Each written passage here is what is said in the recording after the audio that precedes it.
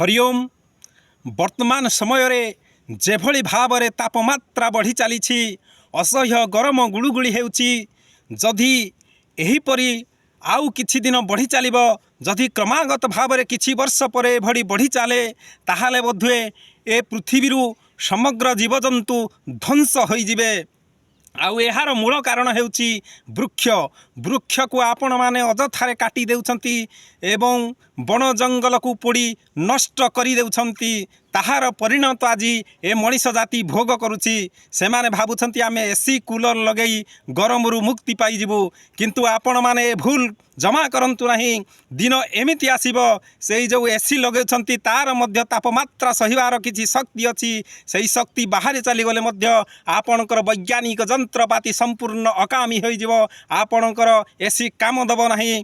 एवं आपण मानकु पुराण वर्णित एक छोटिया कथाटिए कहूची।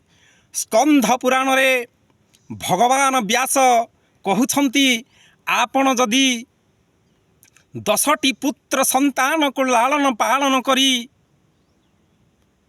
बढ़ाउछंती आपणकर जेतिकी पुण्य मिलिबो।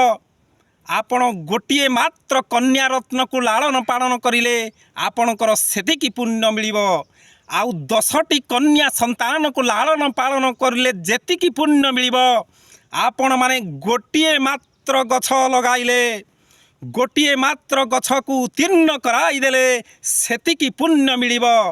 ताहले आपण मानकु मु संक्षिप्त कथारे कहूची आपण माने आपण मानकर जन्मदिन हो कौन सी शुभ कार्य दिन हो आपण माने निश्चिंत भावरे गोटिए गोटिए गछ लगांतु। आपण मानकु मोर अनुरोध आपण माने मो कथा निश्चिंत भावरे रखिबे।